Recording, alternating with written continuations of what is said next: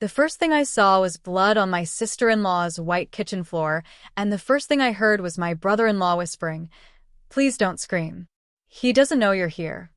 Just 10 minutes earlier, my husband had kissed my forehead and said, "I'll be working late tonight." Then his brother texted me, "You need to come now, and don't tell him."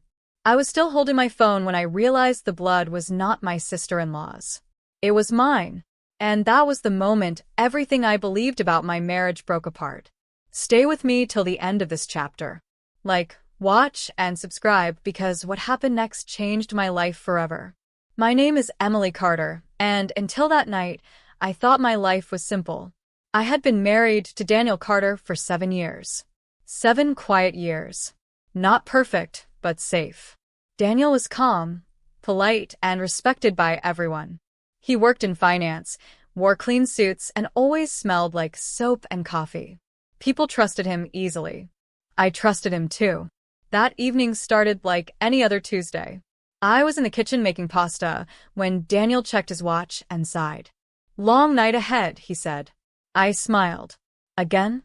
He leaned down, kissed my forehead, and grabbed his jacket.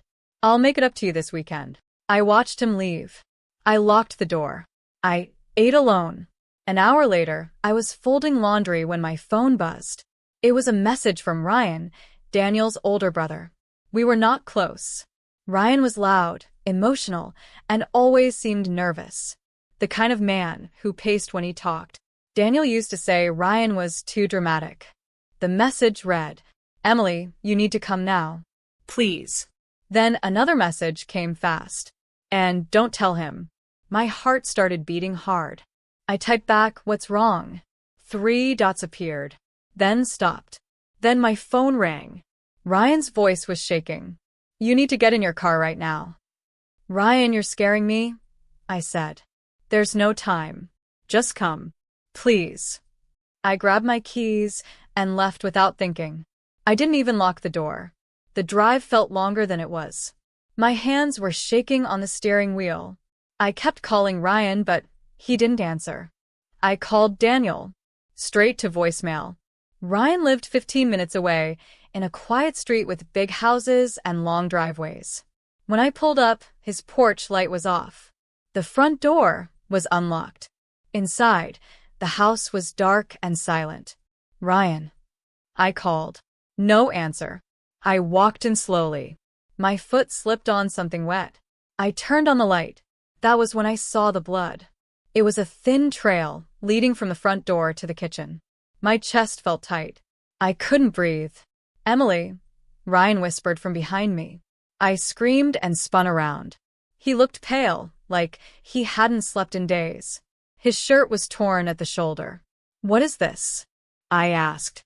"Where is Daniel?" Ryan swallowed hard. "He can't know you're here." That was when my phone buzzed again. A message from Daniel.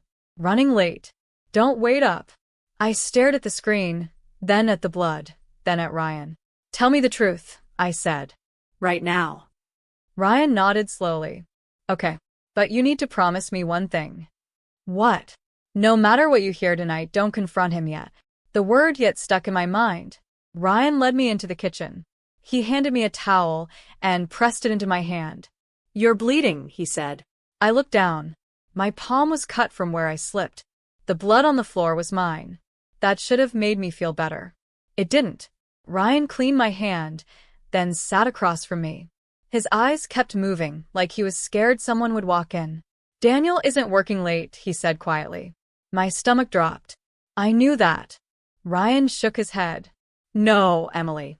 You don't." He stood up and opened a drawer. He pulled out a phone. Not his. "This is Daniel's second phone," he said. I frowned. "Why do you have it?" "Because I took it from him tonight," Ryan replied. "And because of what I saw on it." He placed the phone on the table and slid it toward me. My hands felt heavy as I picked it up. The screen was unlocked. There were messages, photos, videos. All of them were things no wife should ever see. Daniel with another woman. More than one. Different dates. Different places. My ears rang. I felt dizzy. "How long?" I whispered. Ryan's voice cracked. "Years." I wanted to scream. I wanted to throw the phone. Instead, I sat there quietly, my chest rising and falling too fast. That's not all, Ryan said. He reached into his pocket and pulled out a small flash drive. This, he said, is why I told you not to tell him. I stared at it. What is it? Proof, Ryan said, of what he's really doing, of what he plans to do next. Before I could ask anything else, headlights flashed through the window. Ryan froze. My phone buzzed. Daniel was calling. Ryan whispered, "He's here." My heart felt like it stopped. "Go," Ryan said urgently. "Back door." Now. "But, Emily, if he sees you here, everything is ruined." I stood up, shaking. My legs barely worked.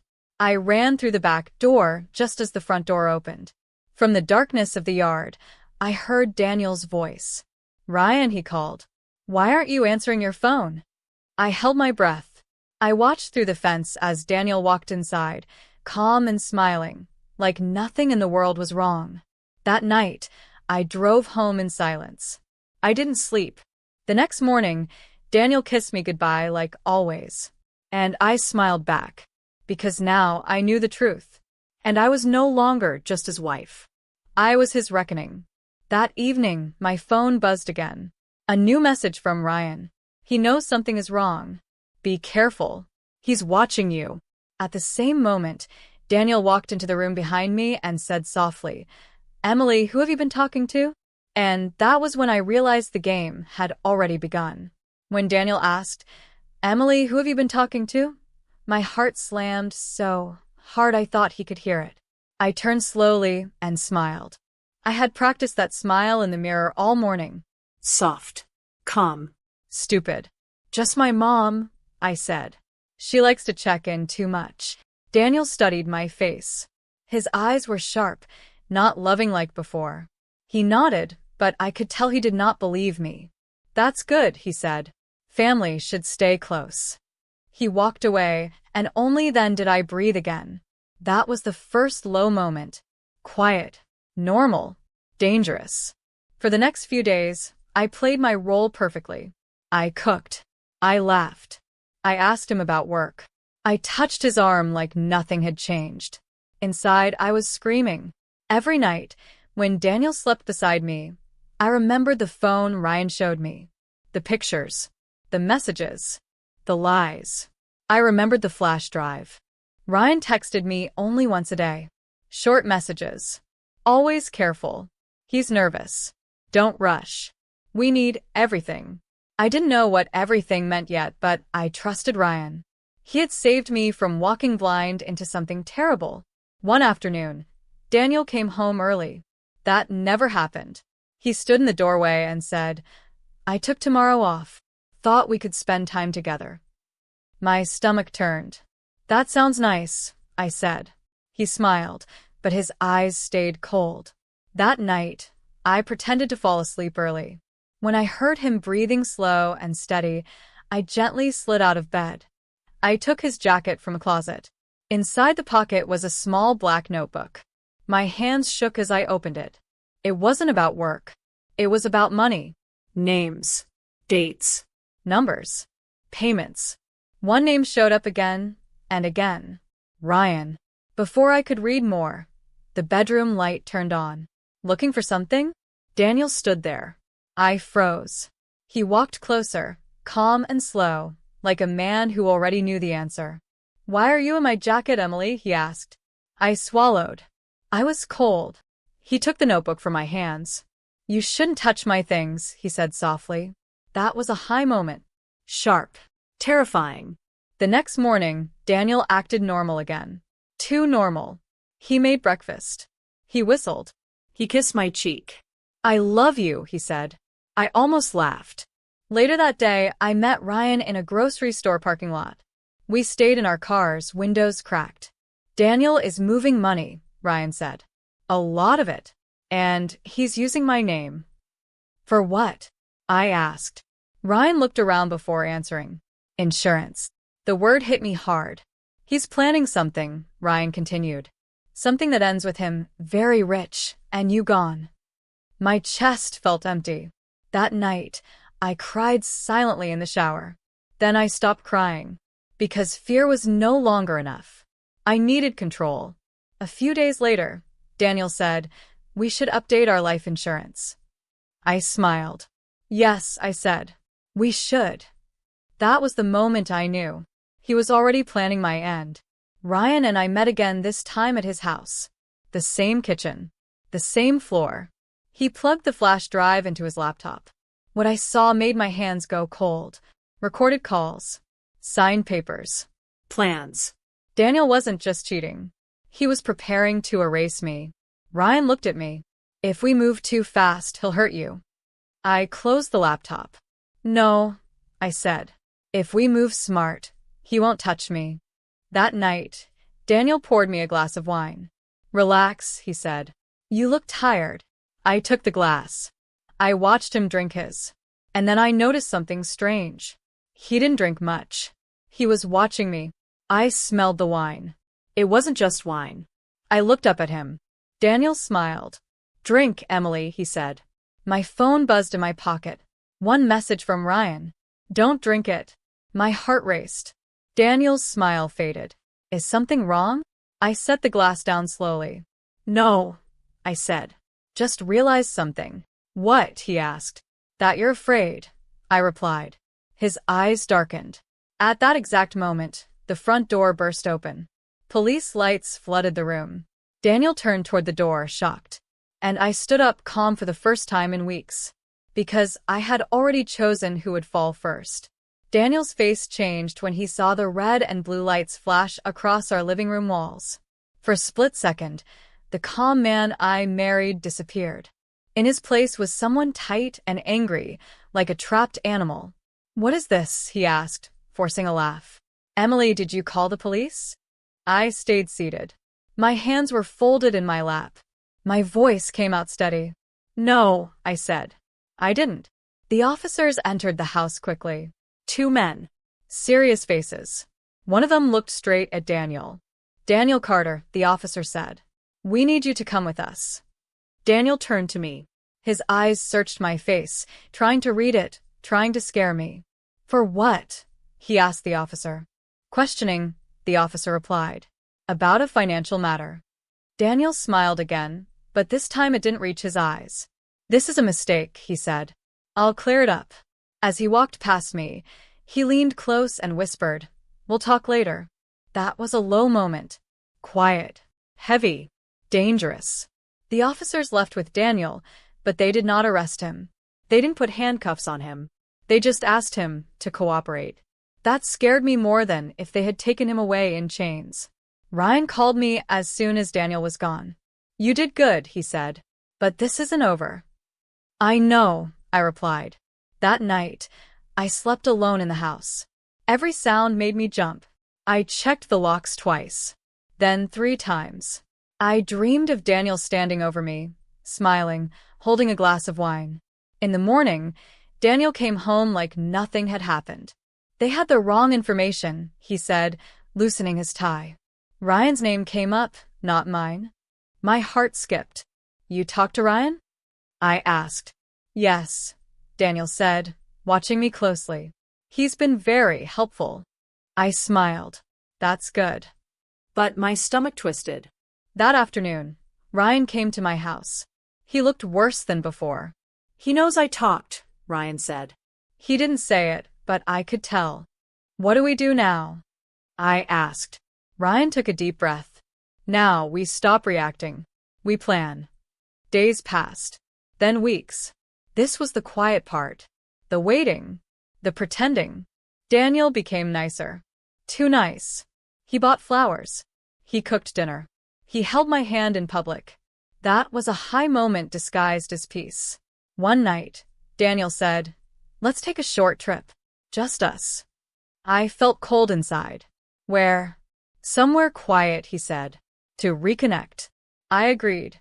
Ryan begged me not to go. "If you leave town with him, I can't help you," he said.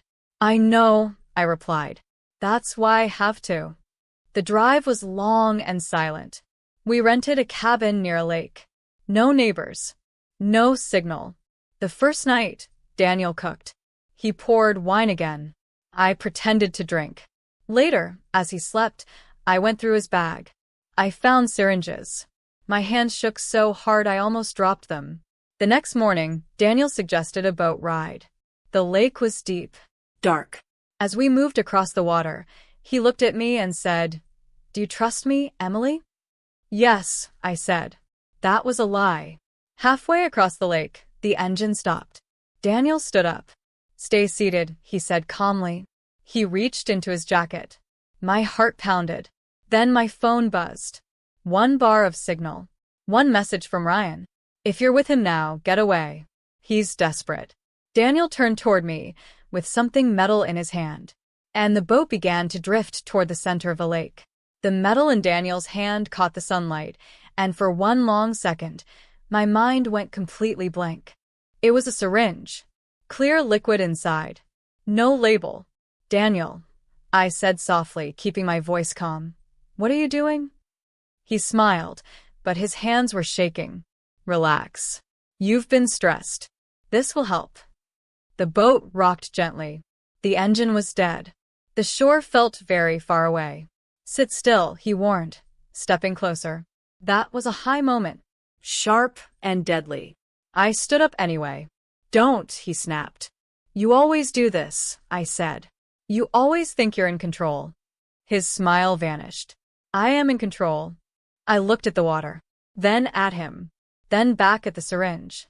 "You know," I said, "Ryan told me everything." Daniel froze. "What did you just say?" he asked slowly. "About the money, the insurance, the plan." I continued. "You are going to make my death look like an accident." His face went dark. "Ryan is a weak man." "Maybe," I said, "but he's not a killer." Daniel lunged toward me. I moved back fast, slipped, and hit the side of the boat. The syringe flew from his hand and slid across the floor. We both went for it. Daniel grabbed my arm hard. His fingers dug into my skin. "You ruined everything," he hissed. I screamed and kicked. The boat rocked again, harder this time. The syringe rolled to the edge. Without thinking, I shoved Daniel. He lost his balance and fell into the water. The splash was loud, violent. "Daniel," I shouted. He came up fast, gasping, eyes wide. "Help me," he yelled. "Emily, help me." That was a low moment. Quiet inside my head. Heavy. I stared at him. 7 years of marriage. 7 years of lies. I reached for the oar. Then I saw it. A small bag floating near him. One he had hidden under his jacket. It opened in the water. More syringes spilled out. My stomach turned. Daniel saw me looking. His face changed again. "You don't understand," he said, swimming closer. I had no choice. I pulled the oar closer to me. "Yes, you did," I said. He reached the side of the boat and grabbed it. Water poured in as his weight pulled us down. "Pull me up," he demanded. I looked into his eyes. "I trusted you," I said. His grip tightened. "Emily, don't be stupid." That word flipped something inside me. I lifted the oar and slammed it down on his hand. He screamed and let go. The boat rocked hard, almost tipping over. Daniel disappeared under the water. For a few seconds, there was nothing, just ripples. Then his head came up again, farther away now. "You think you've won?" he shouted. "You haven't." I was shaking, Crying. still standing. "I'm not playing anymore," I said. Daniel started swimming toward the shore. I sat down, breathing hard, and grabbed my phone. No signal. Minutes passed. Then I heard it. A distant engine. Another boat. Relief hit me so fast I almost collapsed. I waved my arms and screamed for help. The other boat turned toward me. Daniel saw it too. His eyes filled with panic. He changed direction and swam back toward me. "Emily," he screamed. "Don't do this." The boat was getting closer now. Daniel reached the side again, grabbing on, pulling himself up. "Help me," he begged, his voice breaking. "Please." I looked at his wet face, his shaking hands, and then I felt it, a sharp pain in my side. I looked down. Daniel had stabbed me with something hidden in his other hand. The world spun.